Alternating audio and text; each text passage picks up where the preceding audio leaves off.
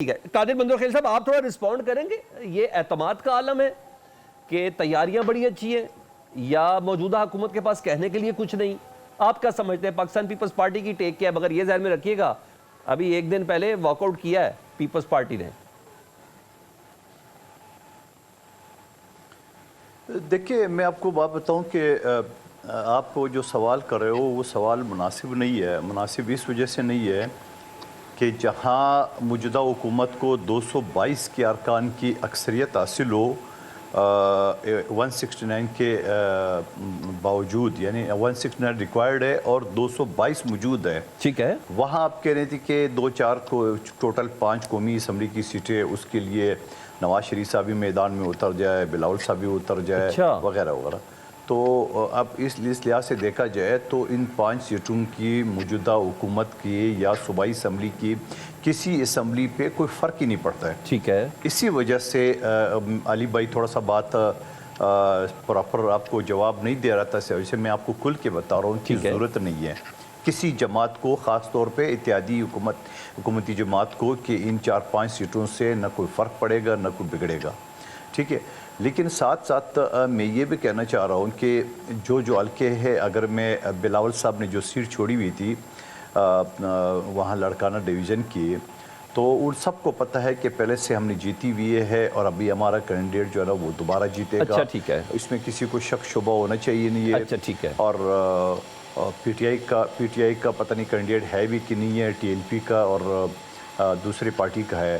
तो ऐसी सूरत हाल में बिलावल साहब जाके क्या करेंगे वहाँ पे? जो सीट हमारे पहले से हमें पता है, ठीक है, और पीपल्स पार्टी का गढ़ है, वो सीट हम जीत सकते हैं उनसे। ठीक है। उसके अलावा जो बाकी सीटें हैं वो उसमें भी कोई मिला जुला वो है, या तकरीबन ये बात क्लियर है कि कौन सी पार्टी ने कहाँ से सीट निकाली। तो फिर दफा 144 क्यों लगाई हुई है? कहता हूँ कि दूसरों के लिए सारी सीटें आप पीटीआई को दे तो भी कोई फर्क नहीं पड़ेगा। नहीं कादिर बंदोखेल साहब, अगर कोई फर्क नहीं पड़ता तो फिर पाकिस्तान तहरीक इंसाफ को कैंपेन रन करने के लिए दफा 144 क्यों है? कहाँ पर है दफा 144? आपको शायद अंदाजा नहीं है कल कितनी दफा 144 एफआईआर हुई है बाकायदा तौर पर।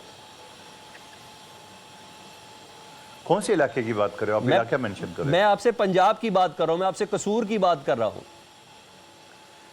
देखिए मैं एक चीज़ ये बताऊं कि दफ़ा 144 थोड़ा सा, मैं कानून की तालिब इल्म के हिस्से से आपको बताऊं, दफ़ा 144 जो है ना वो सबके लिए होता है, वो एक पार्टी के लिए नहीं होता है। अच्छा, अगर कहीं अमन अमान का मसला है, ख़ास तौर पे मैं आपको सिंध का जो बता रहा हूँ वहाँ कोई नहीं है दफ़ा 144, बलूचिस्तान में कोई नहीं है जहाँ हमारी सूबाई हुकूमतें हैं, बाकी पंजाब में अगर कहीं लगा हुआ है जो मेरे नॉलेज में नहीं है, तो वो एक पार्टी के लिए नहीं होता है, वो सबके लिए होता है।